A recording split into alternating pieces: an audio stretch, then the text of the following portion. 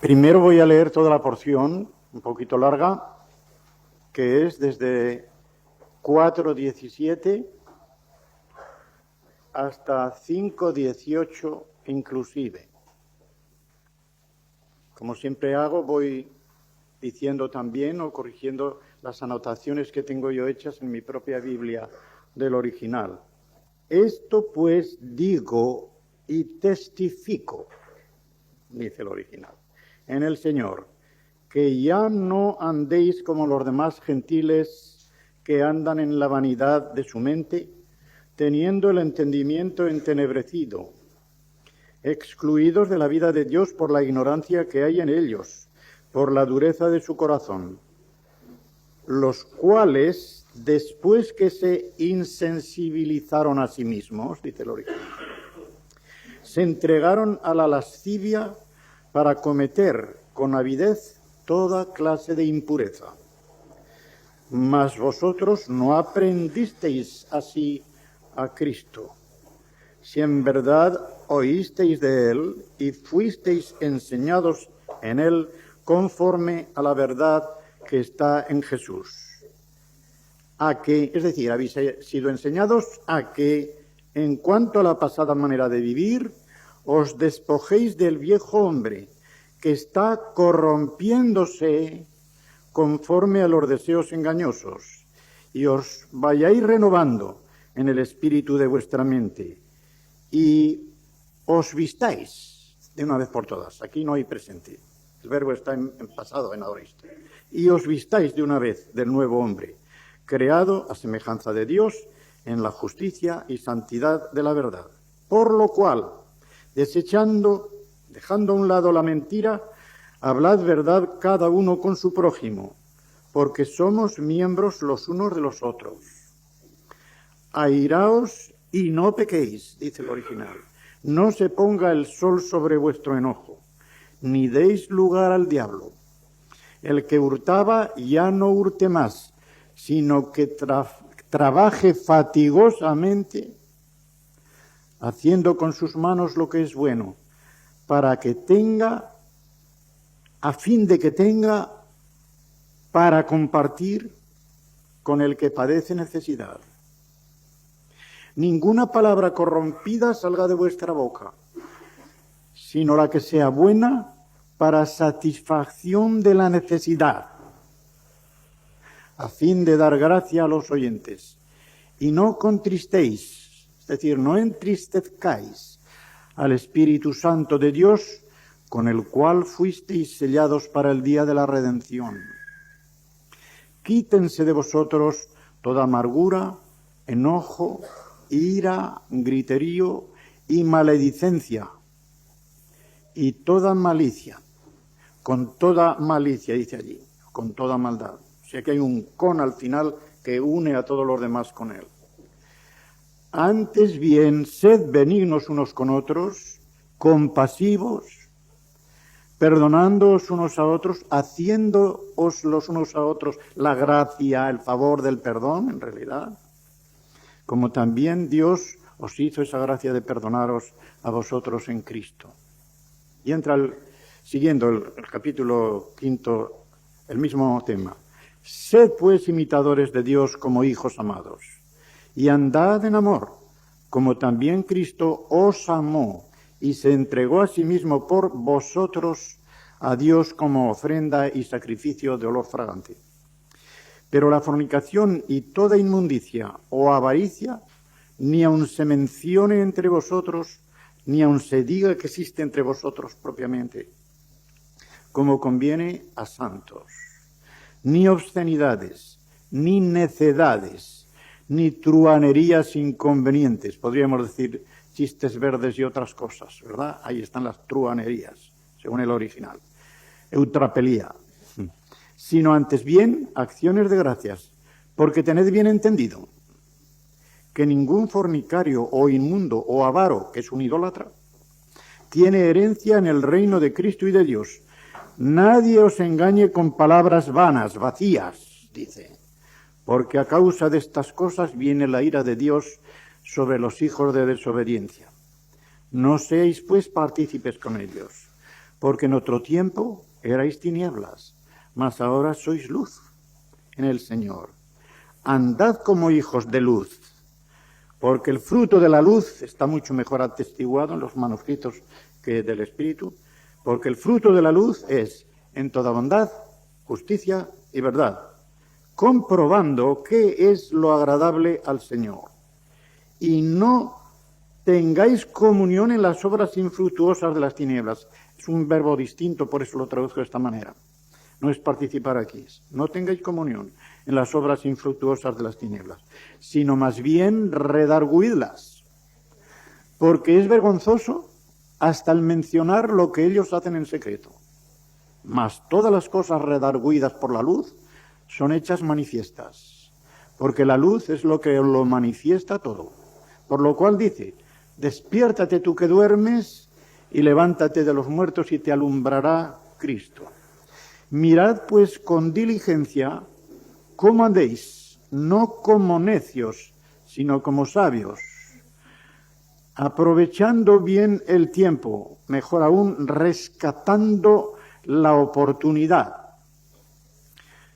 En general, o sea, rescatando las oportunidades. Porque los días son malos. Podemos decir ahora también. Por tanto, no seáis insensatos, sino entended bien cuál es la voluntad del Señor. Y no os embriaguéis con vino, en lo cual hay, mejor que libertinaje, disolución o perdición. Luego veremos un lugar paralelo, donde sale el adverbio que es de la misma raíz que este sustantivo. Antes bien, id siendo llenos del Espíritu. Quiero traducirlo bien, porque esto tiene una importancia tremenda. Id siendo llenos del Espíritu. O en el Espíritu, o por el Espíritu. Se puede traducir según el original de las tres maneras. Hasta ahí llegamos, porque aunque yo tenía para el estudio de mañana 2 versículos más, en realidad todo lo que viene detrás de este versículo está en gerundio dependiendo de la llenura. Curiosísimo, de modo que, aunque nuestras Biblias dicen las casadas sean sometidas, no, dice, sometiéndoos unos a otros, las casadas sometiéndose, todo está en gerundios que emanan de la actitud que se toma en la llenura del Espíritu. Pues bien, hasta ahí la palabra de Dios, y antes de entrar en la explicación de ella, voy a dar la división. Son 2 estudios. Era el estudio 8 que tenía por título, este estudio 8 llegaba del 4.17 al 5.7, despojarse del hombre viejo y revestirse del nuevo, porque toda esa porción va a eso, a despojarse del hombre viejo y revestirse del nuevo. Y este lo subdividía yo en 3 partes. Primero, la situación gentil, que tiene los versículos 17, 18 y 19. Segundo, despojo del hombre viejo, renovación. 4.20 al 5.2. Y tercero, abandonando las obras de las tinieblas, que tiene de los versículos 3 al 7 ya del capítulo 5. Todavía las subdividiré, pero voy a dar el 9, era andando en la luz. Del 8 al 20, pero voy a dar del 8 al 18. Para redarguir las tinieblas, versículos 8 al 14. Para redimir el tiempo, del 15 al 17. Y para ser llenos del Espíritu, que será el versículo 18.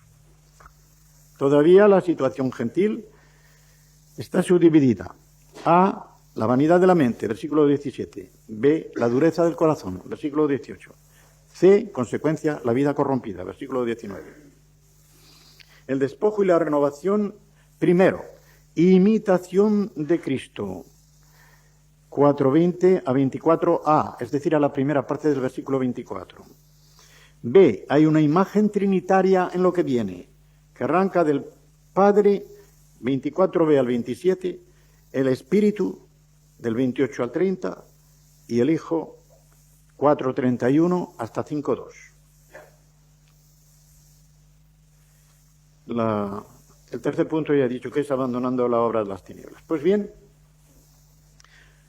hay versículos muy interesantes y muy importantes en esta porción, en los cuales me detendré mucho más que en lo demás, porque si explicamos cada palabra y hay palabras ya muy claras, nos llevaría no solamente hasta las 10 menos cuarto, que es hasta donde debería llegar, sino hasta las 11 menos cuarto por lo menos. De modo que vamos a ver cómo nos las arreglamos para... El apóstol ha estado explicando la unidad de la Iglesia, en qué se funda y cómo funciona, esquemáticamente. Y ahora, en virtud de la forma en que funciona este organismo, que es el cuerpo de la Iglesia, dice, pues bien, esto pues, digo y testificar con un requerimiento. Lo hace el Señor porque es el Señor el que lo hace, por boca de Pablo. Que ya no andéis como los gentiles, creo que dice el original, no dice como los demás gentiles. Como los gentiles. Ellos son gentiles, los demás gentiles. En otras palabras, ellos han creído ya en el Señor, le han recibido en su corazón. En realidad no puede decirse que son paganos. Ya son cristianos. Y por eso no tiene que decir como los demás, incluyéndolos a ellos, sino como los gentiles, los que no han recibido al Señor, y por lo tanto no han entrado en el cuerpo de la Iglesia. Esa es la razón porque el original no dice como los demás gentiles, sino como los gentiles. Andar, como saben, y esto no hay que repetirlo mucho porque es una cosa conocida de todos. Andar en el sentido espiritual es siempre la conducta. El proceso de la santificación es una andadura. El andar en Cristo, contrapuesto al estar en Cristo, que es propio de la justificación, es donde una persona se une a Cristo y unido a Él anda con Él y en Él. Y dice de los gentiles que estos andan en la vanidad de la mente. Su mente está vacía de todo lo que tiene significado espiritual. Y en esa vaciedad suya, desorientados, sin saber por dónde van, así caminan. De modo que la andadura del inconverso es una andadura que no lleva a ninguna parte en el terreno espiritual. Desemboca en el infierno, de modo que a esa parte llega, a la muerte segunda. En cambio, el que ha creído, el que se ha entregado al Señor, anda y debe andar en esta forma, con una mente renovada, una mente ya nueva. Y por eso va a venir la renovación después, el despojo de una cosa y el vestirse de la otra. Y dice que estos tienen, las palabras que van a venir les recordarán, porque son muy similares a Romanos 1, los versículos 20 y 21. Teniendo el entendimiento entenebrecido. Allí dice que tienen el corazón entenebrecido. Pero es que cuando la mente está a oscuras es porque el corazón está entenebrecido. De la misma manera que el Espíritu Santo actúa primeramente en el corazón y convertido el centro de la personalidad, todo lo demás se va iluminando. Cuando una persona es inconversa, tiene el corazón lleno de tinieblas, porque lo tiene lleno de pecado, lleno de vicio, lleno de corrupción. Y esa corrupción del corazón sube a la mente y hace que esa mente esté completamente desorientada y llena de los mismos pensamientos que el corazón desea. Pues bien, tienen el entendimiento, aquí cambia la imagen, el entendimiento lleno de tinieblas, no saben a dónde van. Están excluidos de la vida de Dios, de la vida eterna, de la familia de Dios, de todo lo que tiene que ver con Dios. Están sin Dios, son ateos, ha dicho antes. Son ateos, en el sentido de que están sin Dios. El que está sin Dios no es precisamente el que niega la existencia de Dios, sino el que vive como si Dios no existiera, que es el caso del insensato del capítulo 14, del Salmo 14. Dijo el necio en su corazón, no hay Dios. No quiso negar la existencia de Dios, sino, Dios no me ve, como si no existiera. Yo voy a hacer mi voluntad. El insensato, que allí en hebreo, como saben, es Nabal, como el esposo de Abigail, que por eso dijo ella a David, es digno de su nombre, porque se llama Nabal, insensato. Pues bien, estos son los insensatos, y por eso después va a decir, no seáis insensatos, sino sabios. Y está excluido de la vida de Dios porque al tener el entendimiento entenebrecido hay una ignorancia tremenda. Y esta ignorancia tremenda como en Romanos 1, 20 y 21, se debe a la dureza de su corazón. Porosis. Ya saben que está la enfermedad esta, osteoporosis, muy corriente. Mejor dicho, ahora es cuando se conoce. Ahora es cuando se le pone etiqueta a las enfermedades que antes existían, pero no se conocía cómo venían, cómo se curaban, etcétera, y les ponían nombres muy raros o nombres comunes. Pero hoy que se conoce, osteoporosis, encallamiento de los huesos. El hueso hace callo y ya no tiene la fibra ósea, ya no tiene esa elasticidad para responder a, por ejemplo, una contusión. Cuando uno se hace viejo ya sabe que las contusiones queda una marca que dura muchos días en que se vayan. Y ahora me doy un pequeño golpecito en una esquina de una mesa y me dura esa marca. Cuando tenía 20 años eso se iba, mejor dicho, no venía, porque no me marcaba. El hueso estaba joven, ¿verdad? El hueso está ya encallado, ya está de otra manera. Pues esto lo aplica él, dice, tienen un callo en el corazón. Ese corazón está tan duro que no puede menos de ser una resistencia al Espíritu, una resistencia a la gracia de Dios. Están resistiendo, como dice en Romanos 1:18, están resistiendo, están poniendo una barrera a la verdad, con toda injusticia, están deteniendo, poniendo una barrera y queriendo echar abajo la verdad del Evangelio que podría salvarles. Pues bien, y todo un proceso. ¿Qué les ha pasado a estos? Se han insensibilizado a sí mismos, esto dice el original. En pretérito perfecto, lo cual quiere decir que hubo un momento en que tomaron esa decisión, no quiero a Dios, resisto este mensaje, y sigue teniendo efecto. Esa insensibilidad sigue teniendo efecto. Y como en Romanos 1 también, lo que es negativo para el bien es positivo para el mal. Todo el que rechaza a Dios se entrega al vicio. Recuerdo haber leído, era yo estudiante de filosofía seguramente, 14, 15 años o 16, pero en una hoja de calendario venía este aforismo, esta frase. Cada pecado destila en el corazón una gota de ateísmo. Hay quienes lo llenan hasta el borde.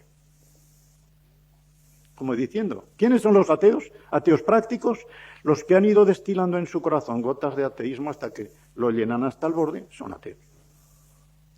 Esta es la realidad, hermanos. No se nace ateo, no hay nadie que nazca ateo. El ateísmo es una función reactiva. Es una resistencia a algo que se palpa, porque el Señor lo ha puesto, y lo dice Pablo, está en las estrellas, está en la obra de Dios, y el hombre positivamente se resiste a esa evidencia. Eso es lo que hace el ateo.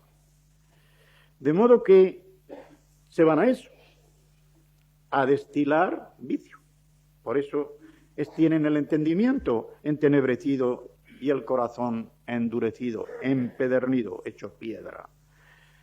Al perder la sensibilidad para lo espiritual, se entregaron a la lascivia, es la mejor traducción. La lascivia, ya diríamos, el verdadero nombre de lascivia en la palabra griega es una ostentación obscena.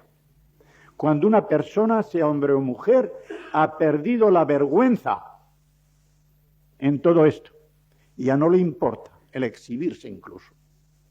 Esta es la lascivia, y se entregan a esta lascivia para cometer con avidez. La palabra es la misma que avaricia, que va a salir después. O sea, que hay una avaricia de dinero, pero hay una avaricia de sexo, y hay una avaricia de todo vicio, porque la avaricia no es más que el afán de más, más, más. Pues bien, esta avaricia es para toda clase de impureza.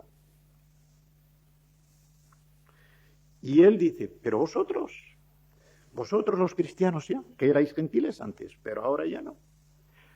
Ahora ya no sois paganos. Sois de extracción gentil, gentil en cuanto a la raza. No sois judíos, pero cristianos tanto como ellos, herederos de la salvación tanto como los judíos convertidos. Vosotros no habéis aprendido así a Cristo. No aprendisteis, dice lo original.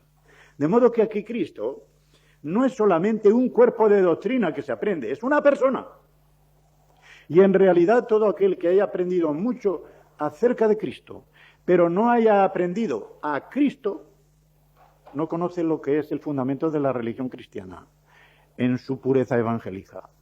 A Cristo se le aprende, a Cristo, por decirlo así, se le come, se alimenta uno espiritualmente de él. Y eso sí que es ir aprendiendo, ¿eh? Y dice él, cuidado, esto no es una condicional de duda, si es que en verdad habéis oído de él, ni es ironía tampoco. Muchas veces este sí es, por ejemplo, yo recuerdo ahora en el libro de Jonás, en el capítulo 3, allá por el versículo 9, el rey de Nínive dice, por si acaso nos perdona, por si acaso no lleva a cabo su propósito de destruirnos. No quiere decir que él dude, sino que él se tiene por tan indigno de un perdón de Dios con lo que ha sido él y la ciudad de Nínive en su conglomerado, que aun conociendo por la predicación misma de Jonás, de que siendo avisado hay un anuncio de perdón, sí, que va a ser perdonado aunque él se tenga por indigno de pecado. Igual aquí, esta condición no es una duda, sino que el apóstol viene a decir, puesto que habéis oído de él, y de eso estoy seguro, habéis sido enseñados de él, conforme a la verdad que está en Jesús. Así le habéis aprendido. ¿Y qué es lo que habéis aprendido al aprender a Jesús? Pues como quiera que Jesús es el tipo, el modelo y la causa eficiente del hombre nuevo, de la nueva humanidad, que surge del poder de la resurrección de Cristo para ser cuerpo de Cristo, del Cristo cabeza de la Iglesia, Cristo resucitado y glorioso, vosotros también tenéis una acción continua, porque iré diciendo lo que es continuo y lo que no es. Tenéis que ir despojándoos del viejo hombre que está corrompiéndose, porque la misma decadencia de nuestro organismo nos dice que hay dentro de nosotros un poder del pecado, que es el que en realidad está efectuando esa corrupción del propio organismo físico, porque la muerte física y la corrupción de enfermedad, etcétera, es un efecto del pecado. No quiere decirse con esto que los que estén santificándose a un ritmo muy rápido estén libres de enfermedades y tal, pero que toda corrupción, incluida la física, es efecto del pecado con que hemos nacido y en muchos del pecado que están cometiendo, porque la paga del pecado eso es. El salario con que el diablo paga al que obra el pecado es muerte. En cambio, Dios no da salario, regala al que no trabaja con la vida eterna. Despojándoos, pues, es un presente continuo, de lo mismo que se está corrompiendo, un presente continuo, hay un despojo también continuo. En otras palabras, esta obra de la santificación por la cual vamos atacando al hombre viejo y vamos dando muerte, como dicen Romanos, dando muerte a las obras de la carne, eso es una obra continua. En esa no se puede parar. El que cree que ha llegado ya tan alto, que ya tiene que dejar al demonio quieto, hoy se equivoca. En la vida espiritual, el que no avanza retrocede, porque el vicio funciona en un plano inclinado. La virtud es cuesta arriba, porque va en contra de la corriente de nuestra naturaleza humana. De modo que en la virtud hay que ir cuesta arriba, porque el vicio nos lleva en la corriente cuesta abajo. De ahí que deslizarse, como decía yo el otro día, como los peces en la corriente cuando van flotando y van hacia el mar, peces muertos. El que va siguiendo la corriente de este mundo, muerto espiritualmente. El vivo zigzaguea como el pez. De modo que esto tiene que ser un proceso continuo. Y renovándose en el espíritu de la mente, en lo que tiene nuestra mente de espiritual, en eso renovándose cada día. Porque el proceso del despojo es a la vez un proceso de indumentaria de nuevo vestimiento. En otras palabras, en la vida espiritual no hay un vacío. No hay una negativa sin una positiva. No hay una cara de la moneda sin la otra. De la misma manera que una moneda tiene dos caras necesariamente, porque no es un plano ni una línea, sino que tiene que ser un sólido, no es una superficie, sino un sólido. Hay una cara y otra. Una cara dejando todo lo corrompido y la otra cara necesariamente avanzando por todo lo bueno, por todo lo santo. De la misma manera que cultivando un campo hay que hacer siempre dos labores: extirpar las malas hierbas e ir sembrando lo bueno. Esto es lo que estamos haciendo. Vamos extirpando, vamos dando muerte a las obras de la carne y al mismo tiempo estamos conduciéndonos por el poder del Espíritu Santo en la renovación continua de nuestro espíritu.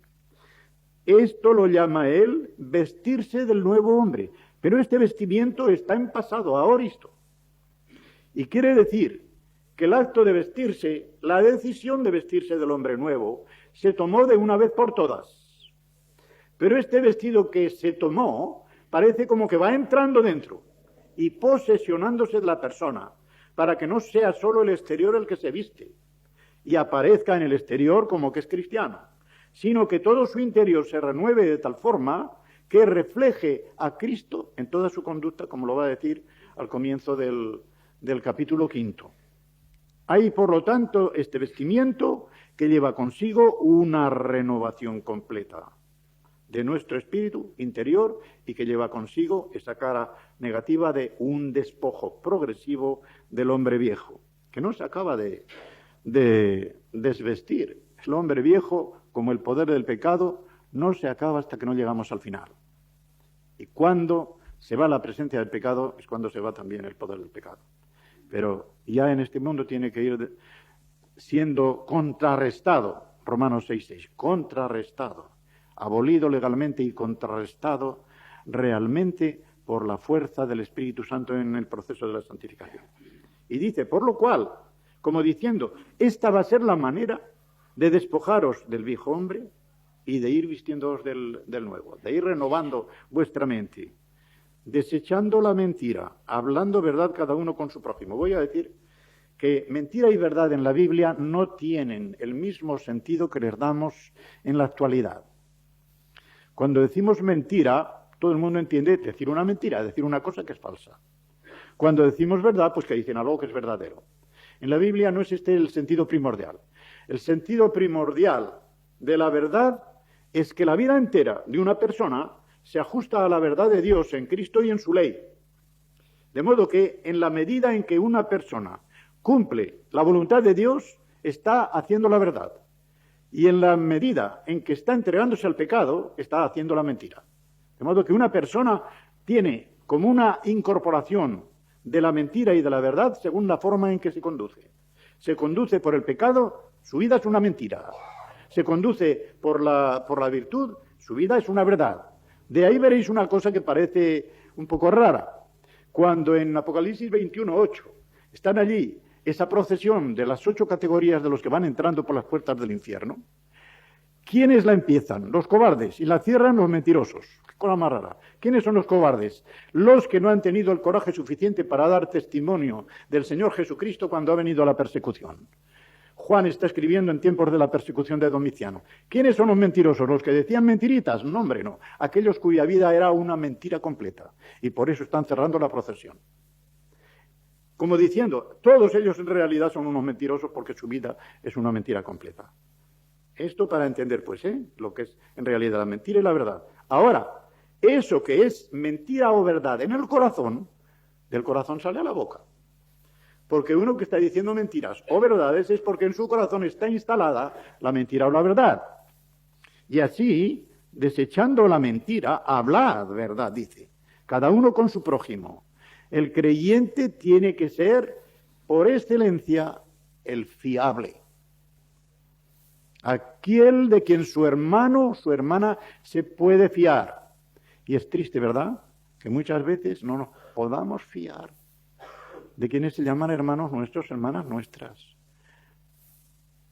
No me gustaría que hubiese nadie de fuera de la familia de Dios, por lo que voy a decir. Es triste que a veces un vecino no convertido se porta mejor contigo que algunos hermanos. Qué triste es eso. No es verdad que nos debería dar vergüenza. No es verdad que nos debería dar vergüenza que un gentil no convertido se porte y tenga a veces más fidelidad en lo que pacta o en lo que dice con nosotros que algún hermano. El no converso puede tener a veces mejores señales de honradez porque ahí el demonio no le pica. El demonio deja a un inconverso con muchas señales de honradez y de honestidad porque al demonio no le importa eso. Al demonio lo que le importa es que esa persona no nazca de nuevo, aunque dé muchas pruebas de honradez en la vida cotidiana y en la vida civil. Esa es la razón, y así nos quedamos un poquitín más claros. Y aquí da una razón. ¿Por qué hemos de hablarnos la verdad, los hermanos los unos a los otros? Porque somos miembros del mismo cuerpo. ¿Por qué tenemos el dolor físico? El dolor físico es una bendición de Dios, porque es un timbre de alarma de que algo está pasando en nuestro organismo. Si nuestro organismo no sintiera, estábamos perdidos. Como el leproso que no siente y no sabe que está leproso, no hay sensibilidad. Pues bien, es lo mismo aquí. De la misma manera que en un cuerpo sano, el pie que está herido le dice a la cabeza, mira, estoy herido, me han herido o me he herido. Y la mano igual, y todo el cuerpo se entera, por decirlo así, de lo que le pasa a un miembro. Esto mismo ha de pasar en el cuerpo de Cristo, que es la Iglesia. Cada miembro ha de estar comunicándose en fidelidad y en verdad con los demás. No engañarse, porque si el pie dolorido no se lo dijera a la cabeza, quedaría sin curación. Y quizá todo el resto del organismo sufriría gangrena o cualquier otra cosa y se extendería el mal. Pues bien, somos miembros los unos de los otros. Y ahora va a pasar a dar ciertas consecuencias prácticas en detalle de la vida cotidiana. La primera, la ira. Esto está tomado del Salmo 4 y del versículo 4. Airaos, pero no pequéis. No manda a airarse. En realidad lo que dice es que dentro de la ira, si os airáis, no lleguéis a pecar. Pero también puede entenderse de otra manera. Un cristiano que no llega a airarse no es perfecto. Os va a extrañar, ¿verdad? Si el Señor Jesucristo no se hubiese airado, no hubiera sido nuestro modelo. El Señor Jesucristo tuvo ternura con publicanos, con prostitutas, tuvo ternura con los débiles, con los que por debilidad caían en el pecado, pero tuvo ira santa contra los hipócritas y contra los fariseos. De modo que nosotros, imitadores de Cristo, también podemos y en algunas ocasiones debemos airarnos, pero con la ira de Dios, con la ira santa, con la que da coraje para reaccionar contra el pecado y contra el vicio. Pero en esa ira, que sea santa. No pequéis cuando os airéis de esa forma. Eso es lo que viene a decir el apóstol Pablo. Y yo comentaba el otro día que esta ira o este enojo no dure hasta después de la puesta del sol. Como sabéis, a la puesta del sol comenzaba el día judío. No comenzaba como nosotros a la 1 de la madrugada, a las 12 de la madrugada, hasta las 12 de la noche. No. Desde la puesta del sol hasta la otra puesta del sol, eso era un día. De modo que no se ponga el sol, que no termine ese día tomándoos enojados con alguna persona. Que el enojo se pase. Yo lo aplicaba, esposos, esposas, que no dure ese enojo. Si ha habido algún disgustillo, si ha habido alguna cosa, que ese enojo se calme antes de acostarse. Porque de lo contrario, 1 de Pedro 3:7, las oraciones quedan cortadas a medio camino y no suben a la presencia del Señor. No serán respondidas vuestras oraciones si no os ponéis a bien con vuestros más íntimos, con vuestros familiares, e incluso, diría yo, con todo aquel, ya sea de corazón, si no podéis hacerlo ya de palabra, a quien hayáis ofendido o os haya ofendido. Perdonándole, incluso aunque él no os perdone. Porque si no, esta es lo que quiere decir la sentencia que viene después, ni deis lugar al diablo. El diablo está procurando por todos los medios acercarse, ponerse a nuestro lado, estropearnos todos nuestros buenos propósitos, etcétera, queriendo ocupar el lugar que solamente el Señor Jesucristo debe ocupar en nuestro corazón. Se le puede dar algún lugar, algún lugarcito en el corazón cuando todo esto no se tiene en cuenta. Y entonces estamos estrechando la habitación del Señor en nosotros y le estamos dando alguna pequeña habitación al diablo. Lo veremos cuando explique el versículo 30. El que hurtaba, ahora ya va, como digo, con cosas prácticas de la vida cotidiana. El que antes hurtaba, y esto se ve que era cosa muy corriente, lo es entre quienes se llaman cristianos, pues entre gentiles y de aquella época, de cuando el Imperio Romano, el que hurtaba, que deje ese vicio. Ya no hurte más, que ya desde aquí en adelante no hurte más, sino que trabaje, que lo que obtiene, que lo obtenga por su trabajo, no por robo. Y el verbo, como ya he traducido, es el verbo copiazo, que significa trabajar con fatiga, con esfuerzo, con sudor. Que trabaje todo lo que haga falta, haciendo con sus manos lo que es bueno, como diciendo que trabaje con honradez. Para que de esta manera, ¿qué cosa, diríamos? Para que de esta manera tenga con qué subsistir y alimentar a su familia. Pero él va más, trabajando lo suficiente para tener con qué compartir con el que tiene necesidad. De modo que considerando, como se consideraba la Iglesia primitiva, como una familia entera, y no solamente la familia física, tener para mantener a la familia y lo superfluo después de mantener a la familia, que vaya también a los hermanos. Primero a los de la familia de la fe, y lo que se desborde hacer bien a todos, pero primeramente a los de la familia de la fe. Una iglesia y un creyente no debe derrochar para los mundanos cuando falta para los de casa. Pero tampoco ha de acaparar todo para los de casa si hay suficiente y despojarse de todo deseo de hacer el bien aún fuera, en lo social, en lo que es ya causa común por la paz, por las necesidades de la patria, del mundo entero. En todo eso el corazón del cristiano tiene que estar también metido, pero primero que se haya cumplido dentro de la Iglesia, dentro de los necesitados de la Iglesia. Y cuando los necesitados de la Iglesia hayan visto satisfechas sus necesidades, lo que se desborde va para los demás, pero no antes. Ninguna palabra corrompida, es decir, todo aquello que sale de la corrupción del corazón y va a producir corrupción en quien lo oiga. Va a destruir de una manera o de otra el corazón y la mente del que lo oye. Que no salga de vuestra boca, sino solamente lo que sea bueno para satisfacción de la necesidad, dice en realidad.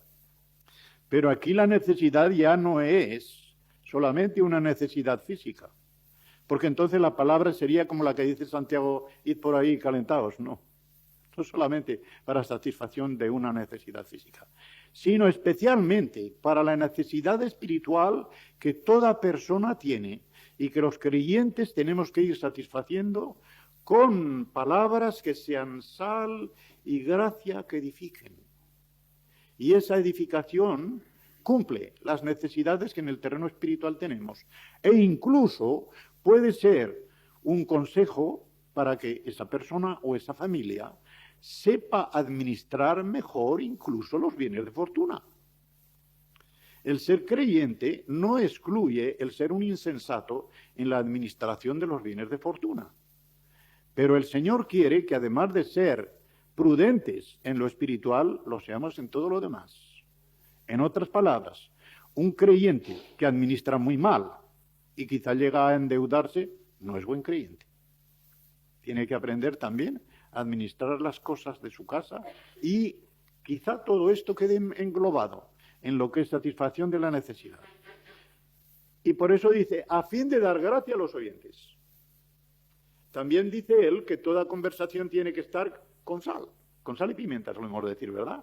que esté de alguna manera con especias. Pero estas especias espirituales que dan sabor a lo que se dice. Lo que dice el creyente tiene que estar con sal y con gracia, porque viene de parte del Espíritu Santo y con la verdad de la palabra de Dios, de forma que sirve para edificar. En la gracia somos canales del Señor y del Espíritu Santo.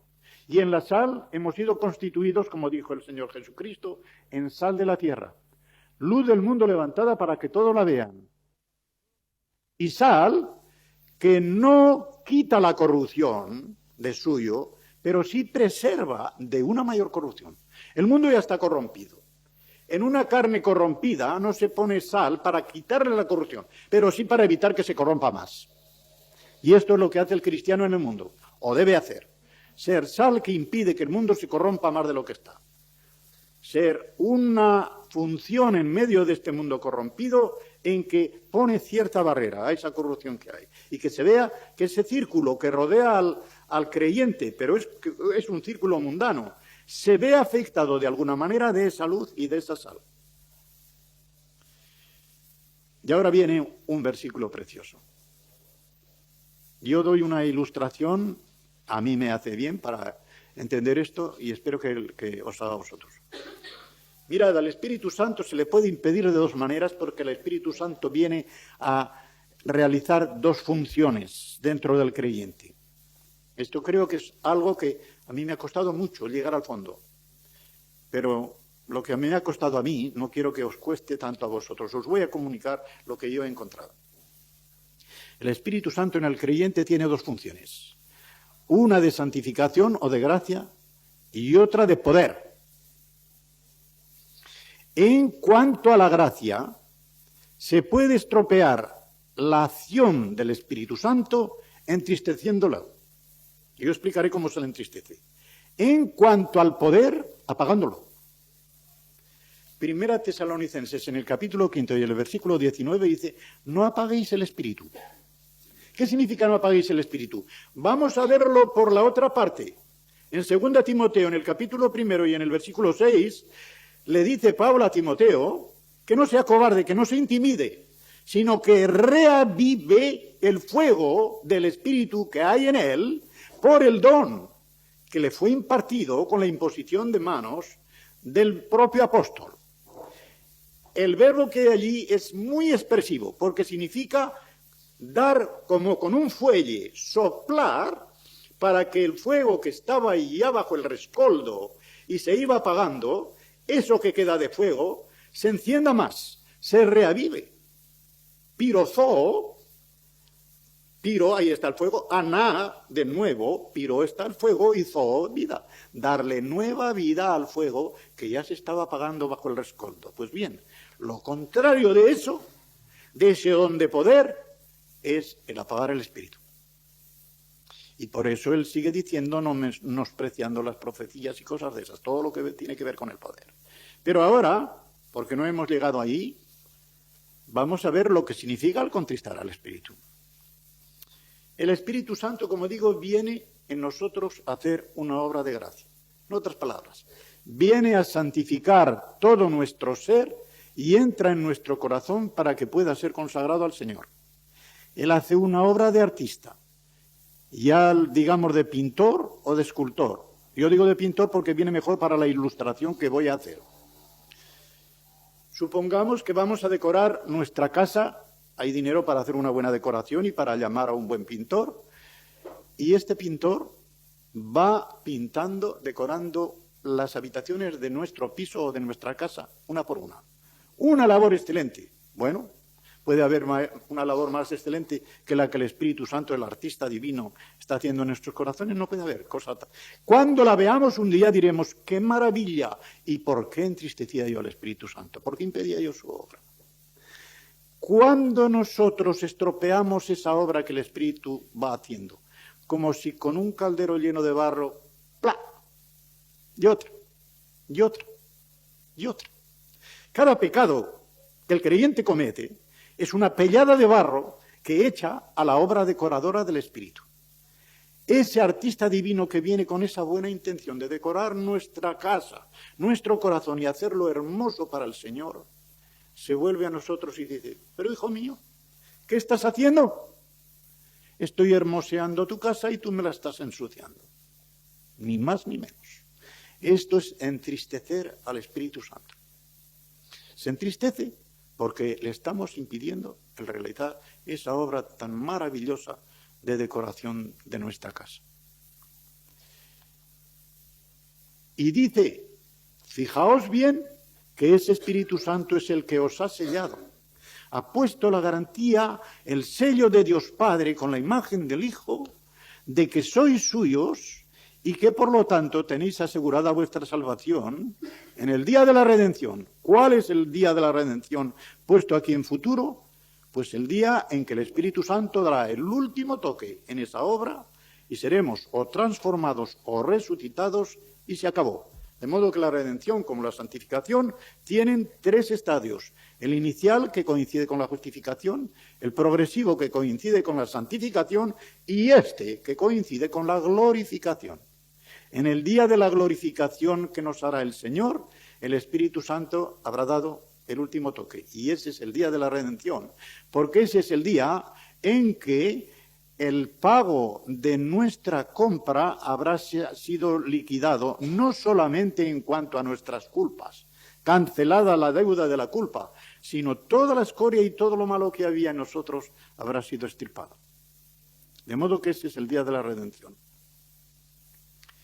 Sigue diciendo, quítense de vosotros y pone otra lista. Toda amargura, es decir, esas palabras que hieren y que las decimos para que hieran, parece que no tienen un sentido malo. A veces solamente el gesto o el tono nos dan la medida de esa amargura. Pero ¿cuánto hieren, verdad? ¿Cuánto hieren a veces? Si no es lo que me ha dicho, es la forma con que me lo ha dicho. Decimos, la forma, ¿eh? Pues bien, que se acabe todo eso, todas esas amarguras en nuestro trato. Enojo, ira. El enojo es una palabra en el griego que es la espuma de la ira. En otras palabras, la ira es un sentimiento, el enojo es una pasión.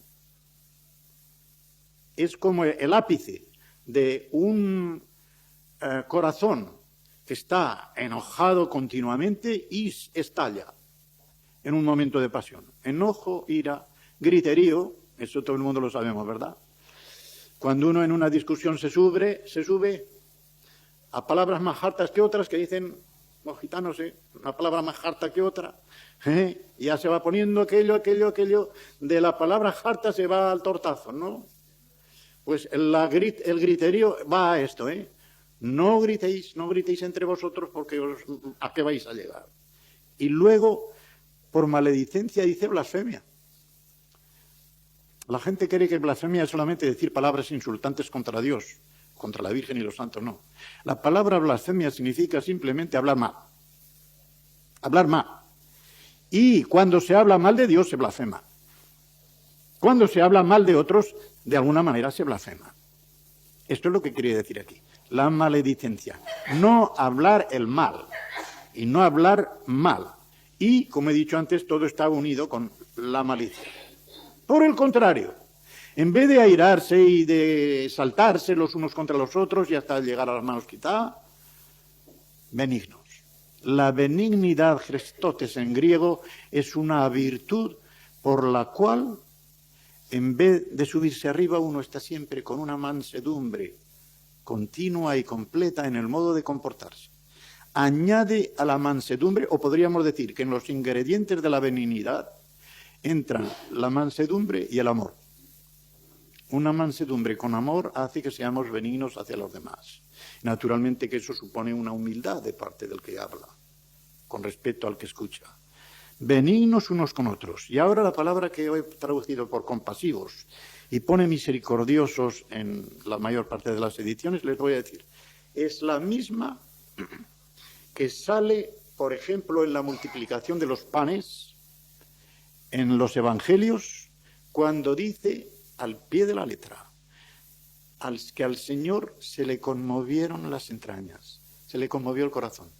O sea, esta palabra no es ni misericordia propiamente, ni compasión siquiera propiamente, sino un enternecimiento en que la fibra del corazón vibra ante la necesidad ajena. El Señor Jesucristo, viendo las multitudes que no tenían para comer, que estaban exhaustas por seguirle y porque querían oírle, se le enterneció el corazón de verlas en la necesidad que tenían. Necesidad espiritual, pero también necesidad física, porque el Señor Jesucristo vino a salvar al hombre completo, al espíritu, alma y cuerpo. Y por eso Él satisfacía las necesidades también físicas y curaba las enfermedades físicas. Esto es lo que quiere decir aquí esta palabra. Tener ternura de corazón los unos para con los otros. Esto falta mucho por escasez de comprensión, de simpatía y de empatía, como se dice también ahora. De ponerse en lugar del otro. De simpatizar, que significa padecer con el otro. En la medida posible, padecer con el que padece, como hacía el apóstol Pablo. Gozarse con el que goza, alegrarse con el que se alegra, llorar con el que llora. Esto es simpatizar. Y esto lo deberíamos de tener todos los cristianos, los creyentes unos con otros. Perdonando, haciéndonos la gracia del perdón, dice. No está el verbo típico perdonar, sino el verbo del que viene charis. Charisomai, que aquí significa hacerse la gracia del perdón. Es un favor que hacemos a los demás, aunque creamos que no lo merecen. Y dice de la misma manera que tampoco nosotros teníamos ningún mérito para que el Señor nos perdonara en Cristo, y lo hizo. Si Dios Padre nos perdonó en Cristo, cuando nuestra deuda era mayúscula, era infinita, se puede decir de algún modo, era inmensa por lo menos. Infinita no se puede decir porque un ser finito no puede producir una deuda infinita. Pero si Él lo hizo en una deuda de tal categoría, ¿qué no vamos a hacer nosotros? Recuerden el capítulo 18 del Evangelio de San Mateo, cuando está la parábola de los dos deudores. Cuando se ve bien qué cantidad es la que el rey le perdonó a aquel siervo, con la que él no quiso perdonar a su consiervo, es fabulosa. De cientos de millones en el uno, cuando se hace el cálculo de los talentos aquellos, a unas pocas pesetas. De cientos de millones se va 300 pesetas. El salario de un día durante un año era un denario, lo que se pagaba a un obrero cada día en aquel tiempo. Pues bien, 300 denarios vienen a ser, no llega ni siquiera a la paga del año. Eso es lo mismo. Tenemos que considerar que todo lo que nos hayan hecho a nosotros, nuestros hermanos o cualquiera, en comparación de nuestros pecados para con Dios, es una cosa que no tiene importancia. De modo que si Él nos perdonó una cosa tan grande, ¿por qué no vamos a perdonar nosotros a nuestros amigos una cosa que en comparación de la otra es tan pequeña? Y de esta manera dice, hay que empalmar, Ustedes ya saben que la Biblia no fue escrita con división de capítulos ni de versículos. Los capítulos entraron tarde y los versículos todavía mucho más tarde. De modo que todavía en el siglo XIV no había esta división de versículos ni tal. O sea que todo iba seguido. Y los que hicieron la distribución de los capítulos, que para eso no hace falta inspiración de Dios, ni podemos decir que estuvieran inspirados por Dios, los cortaron a veces como les pareció. Y ahora vemos muchas veces que malamente. Aquí sigue, dice, precisamente porque habéis de perdonar a los demás, como Cristo os perdonó, sed así imitadores de Dios. No dice seguidores, imitadores. Mimetai da lo que se llama la mímica. Viene de esa palabra, la mímica. ¿Qué es la mímica? Imitar el gesto de un semejante. El gesto penetra en un semejante mejor que un diccionario de palabras. Uno está exponiendo ideas. Las ideas van pasando del diccionario de una persona al diccionario de otra. Pero resulta que cada uno de nosotros tenemos nuestro propio diccionario. Acepción de tal palabra en mi diccionario tal, pero en la de mi vecino, en el diccionario de mi vecino significa otra cosa. De modo que esta es la causa por la cual no nos entendemos los unos a los otros, porque nuestro diccionario es diferente. Pero la imitación no admite diccionarios. Va directa, el gesto se proyecta directamente y provoca la imitación. Y esa es la razón por la cual, por mucho que hablemos, no vamos a convertir a una persona si nuestra vida no es el gesto que le dice, este ha estado con Jesús. Y sigue diciendo, y andad en amor, claro, la conducta que sea en amor, como también Cristo os amó, dicen los manuscritos más fiables, porque está dirigiéndose a otros, pero claro, él también se incluye, no quiere decir que a él no lo hubiera amado, pero así está en los manuscritos más fiables. Y se entregó a sí mismo por vosotros, a Dios, dice ahora, como ofrenda y sacrificio de olor fragante. Aunque sea de paso voy a explicar un poquito esto de olor fragante, que para el que no haya estudiado bien el Levítico no sé a qué le sonará. Ya sabe que los sacrificios del Levítico, unos eran de olor fragante y otros de olor no fragante. Unos le olían bien a Dios y otros no le olían del todo bien. ¿Saben cuáles eran los de olor fragante? Aquellos en que no entraba como componente el pecado. De olor no fragante, aquellos en que entraba como componente el pecado. Por ejemplo, el sacrificio de expiación por el pecado. Entra el pecado. Ya no se le llama en la Biblia sacrificio de olor fragante. El aroma que llevaba, ese incienso, estaba mezclado con hierbas amargas que mezclaban el aroma ya no era del todo fragante. Sin embargo, aquí, teniendo en cuenta que el Señor Jesucristo ofreció por nosotros no solamente holocausto, sino sacrificio de expiación por el pecado, todo ello llama ofrenda y sacrificio de olor fragante. ¿Por qué? Porque aunque nosotros el sacrificio esté mezclado del pecado, el suyo no tenía mezcla de pecado en cuanto a su persona. Él lo ofrecía con un corazón santo, puro y sin mancha. De modo que en cuanto a que partía de su corazón voluntariamente, olor fragante todo ello. Todo lo que había de amargo no salía de su corazón, estaba bajo sus hombros, o estaba encima de sus hombros. Nuestro pecado por el cual murió y por el cual sufrió en la cruz el desamparo de su Padre, estaba encima, no estaba en el corazón. De modo que del corazón, todo sacrificio que salía de él era de aroma fragante. No tenía ningún componente que no fuera fragante. Y ahora dice, así tiene que ser también vuestra vida. Que le huela bien a Dios, vuestra vida. Que sea un sacrificio de olor fragante. El sacrificio del cristiano de una manera total de su vida, donde mejor está en el capítulo 12 de Romanos, los versículos 1 y 2. En el 1 y luego el 2, cómo se obtiene esa renovación. Pero todo lo demás, fornicación, inmundicia, avaricia, etcétera, que no se diga que existe entre vosotros. Eso quiere decir que no se nombre entre vosotros, porque de lo contrario yo mismo estaría pecando, porque lo estoy nombrando. Y Pablo, inspirado por Dios, también habría pecado, porque lo está nombrando. Quiere decir que no se diga que existe entre vosotros, como conviene a santos, ni obscenidades, ni necedades, ni truhanerías inconvenientes, que ha explicado lo que viene a decir, sino antes bien acciones de gracias. Acciones de gracias a Dios, pero también acciones de gracias al prójimo.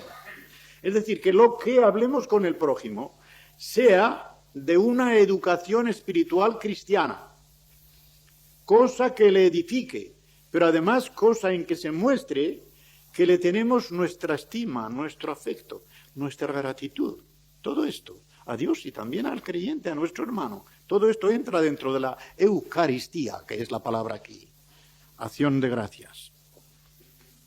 Porque tened bien entendido, entended bien, es un verbo especial, sin niete, tened bien entendido que ningún fornicario, donde entra toda inmoralidad sexual dentro de esta palabra, o inmundo, en el sentido en que entendían los judíos la inmundicia legal, que pasa a ser espiritual en nosotros, o avaro. Y dice de la avaricia que el avaro es un idólatra.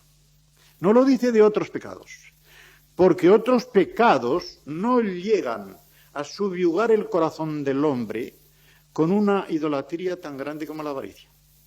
El propio Señor Jesucristo, cuando puso dos señores para servir, no puso el sexo ni ninguna otra cosa sino el dinero. Hay dos dioses a quienes una persona puede servir. O se sirve a Dios o se sirve a Mamón. Porque con el dinero se obtiene todo lo demás. Lo del placer de todas las clases se obtiene con el dinero.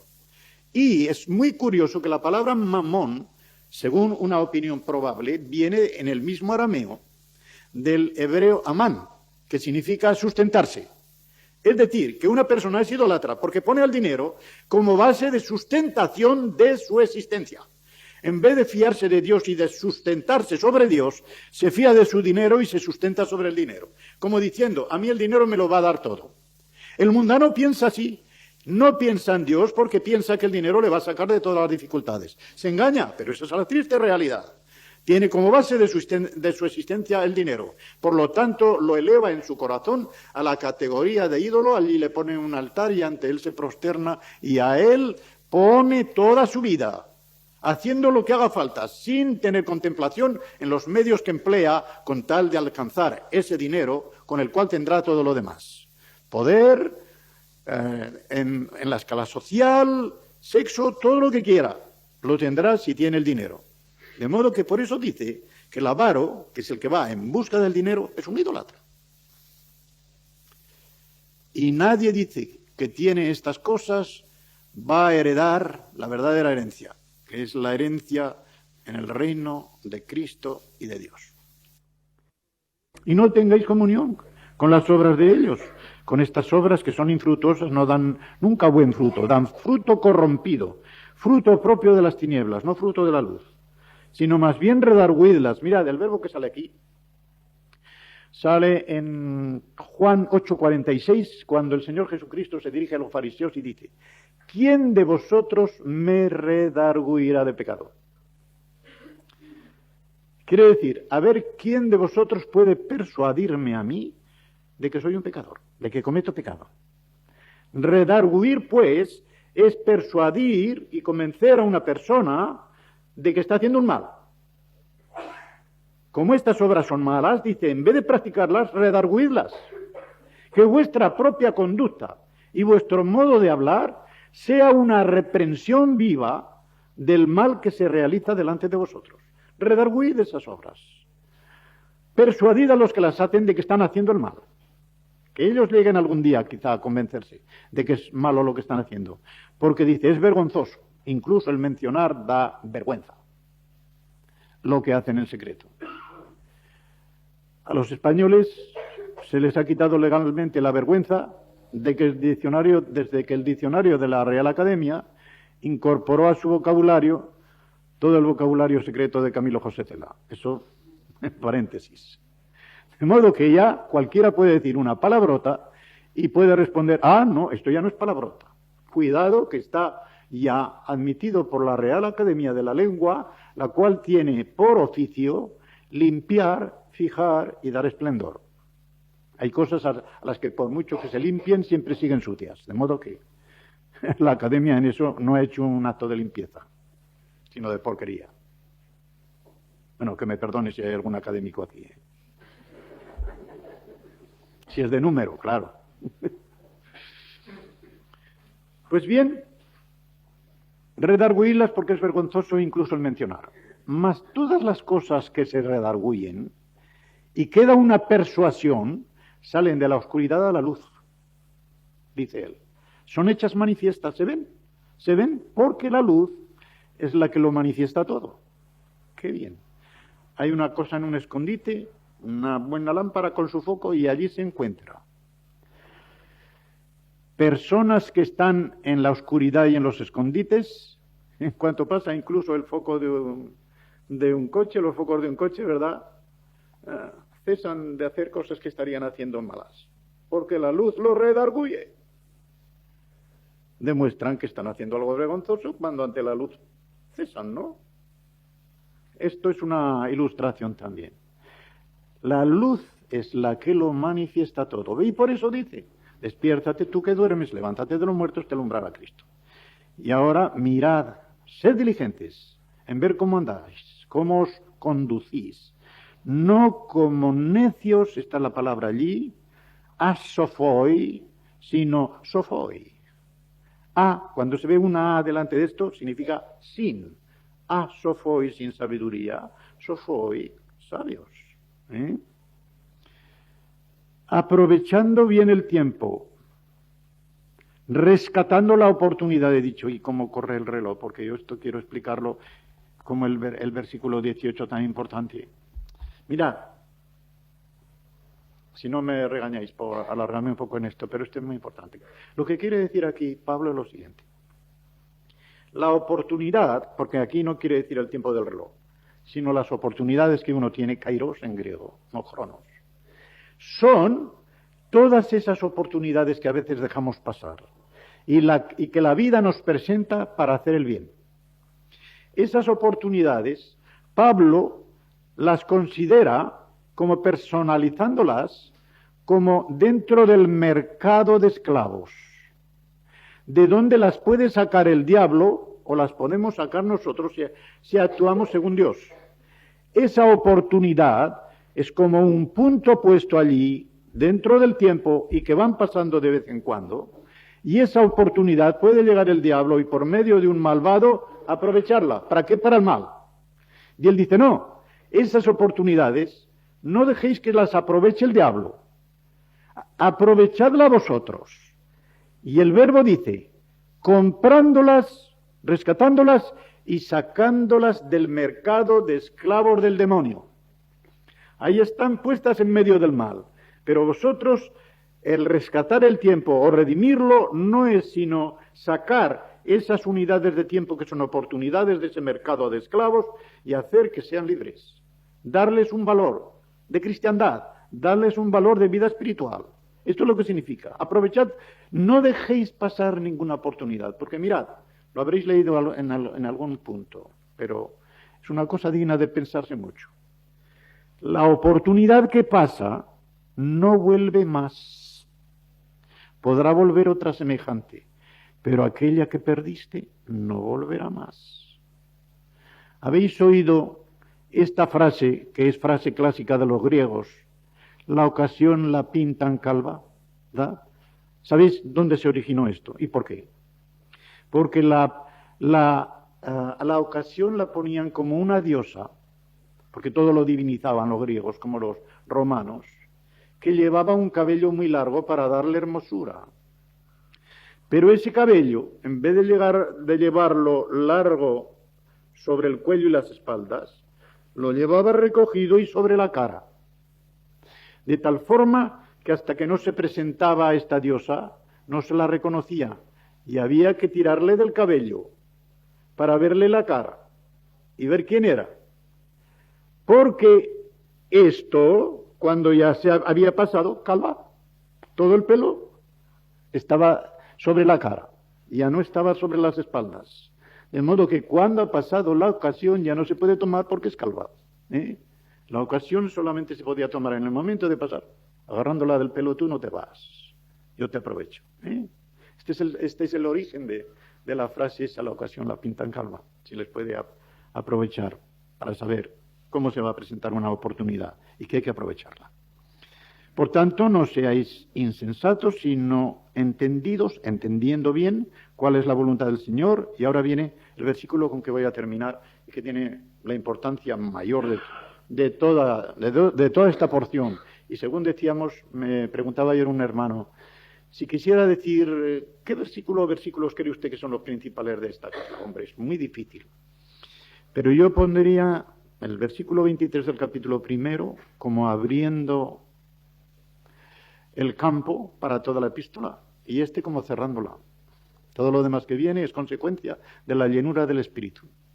Todo lo que viene. Y en medio está la salvación de gracia por medio de la fe.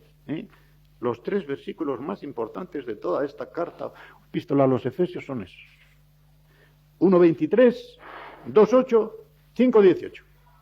Y ahora viene algo muy importante porque se trata de 2 intoxicaciones, o mejor dicho, de 2 fuerzas que controlan al hombre. Y conociéndolo a una, vamos a entender de alguna manera la otra. Yo digo, ya casi no es chiste, pero es un juego de palabras. ¿El espíritu divino o el espíritu divino? ¿Cuál de los dos es el que se apodera de ti? El espíritu divino, que así se llama, bebidas espirituosas, se dice, llevan espíritu, claro. Embriaga, ¿para qué? Para perdición. La palabra que hay aquí para libertinaje, que es perdición, asotía, es de la misma raíz que en el capítulo 15 de Lucas, cuando dice que el hijo pródigo vivió perdidamente, a sotos.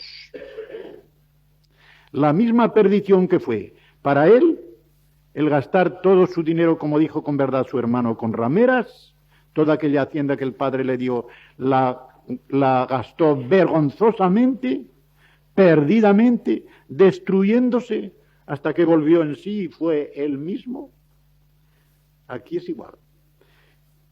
La borrachera, la embriaguez del vino no lleva a ninguna cosa buena. El vino, y que quede esto bien claro, porque esto es bíblico y lo defiendo delante de quien sea, el vino es una cosa buena. Si no fuera una cosa buena, el Señor Jesucristo no se habría permitido hacer nada menos que el primer milagro, convirtiendo el agua en vino, y no dice zumo de uva, no. El original dice vino. Y cuando ya habían bebido algo, y había peligro de que se alegraran, convirtió el agua en vino. ¿Puede decir alguien que el vino es malo? El vino, como todas las demás cosas de este mundo, es neutro. Puede ser tu amo o tu esclavo. El creyente tiene que tener todas las cosas bajo los pies, dominadas por él, que no sean nunca su dueño, pero pueden ser buen esclavo. Y a Timoteo qué buen esclavo fue, porque le curaba las enfermedades del estómago. Y a mí también me cura algo del estómago, que también tengo bastante de la enfermedad de Timoteo. Por eso permito que los hermanos me den de cuando en cuando algún traguito de vino, porque me cura el estómago. Es la pura verdad. Dios sabe que no miento.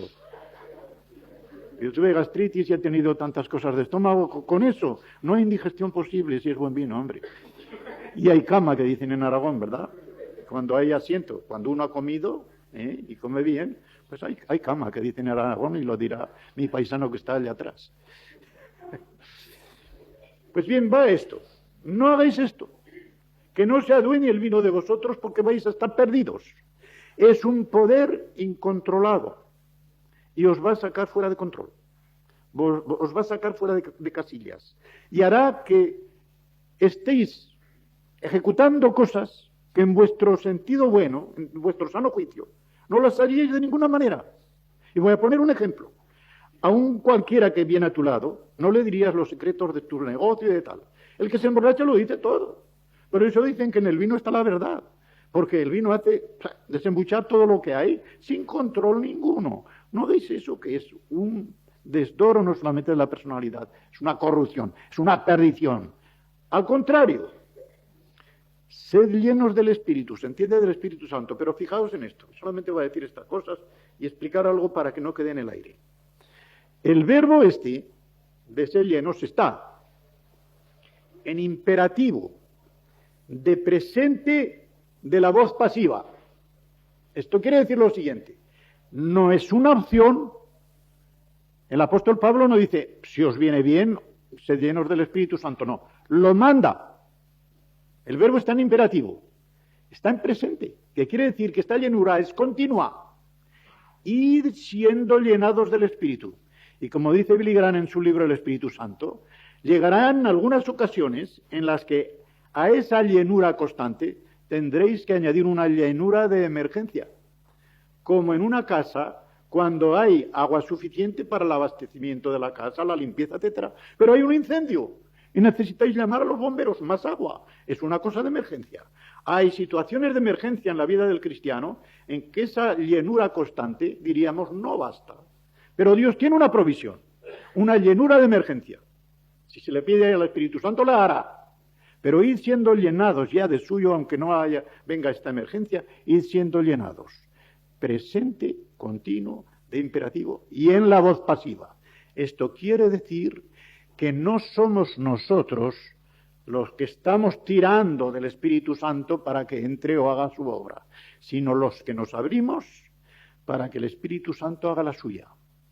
Y ahora lo más importante, con lo que va a terminar, es lo siguiente. Porque de una mala interpretación de versículos como estos se derivan todos los desórdenes del pentecostalismo y del carismatismo. El Espíritu Santo no es viento, es una persona, no es un líquido, es una persona. Y una persona, cuando entra en una habitación, o entra toda o se queda fuera. De modo que el Espíritu Santo ha entrado dentro de nosotros. Ya está. Si eres creyente, está dentro de ti. ¿En qué consiste, pues, esa llenura? Lo ha dicho con una frase lapidaria Luis Perricheifa, y yo cuando lo oí a don Emilio Antonio Núñez, después supe que estaba tomado de Luis Perricheifa. Dice, la llenura del Espíritu no consiste en que nosotros tomemos más y más del Espíritu, sino que permitamos al Espíritu tomar más y más de nosotros. Esto es la forma más clara de expresar lo que significa esta llenura. No es que nosotros tengamos que estar tomando más y más del Espíritu ni con gestos, ni con aspavientos, ni con ninguna cosa, sino dejarnos a nosotros que el Espíritu tome más y más de nosotros. Porque la única cosa que le hacemos al Espíritu entristecer es cuando no nos entregamos del todo. Cuando le decimos, mira, tú ya tienes la habitación de huéspedes y la hemos arreglado la mejor, pero en la cocina no te metes. La cocina me la reservo yo. Y sobre todo si es mujer, y algunas dicen, los hombres no entran aquí, ¿eh? Este es el apartamento de las mujeres. Pues bien, no hay cocina que valga. Cuando el Espíritu Santo entra dentro de nosotros, entra para habitar toda nuestra casa.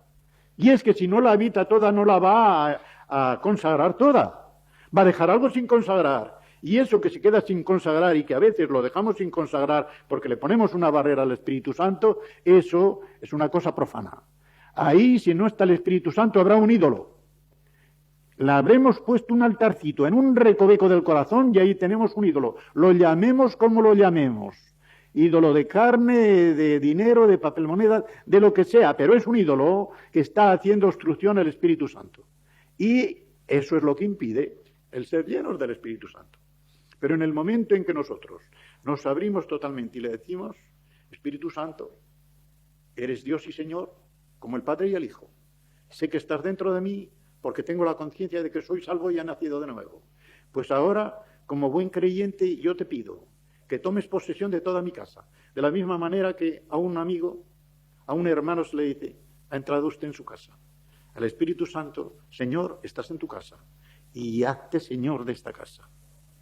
Quiera yo o no quiera, me resista o yo no me resista de alguna manera, si hace falta violentamente, con una disciplina drástica, hazte Señor de esta casa que es mi corazón. Y que no haya en mi corazón ningún recoveco que no esté entregado a ti, para que lo santifiques, lo consagres y de esta manera me hagas cada día más semejante a la imagen del primogénito nuestro, que es el Señor Jesucristo, y siendo conformes a la imagen de Cristo, seremos conformes a la imagen de Dios. Que el Señor nos bendiga y nos dé esta disposición. No es más que disposición de abrirnos al Espíritu.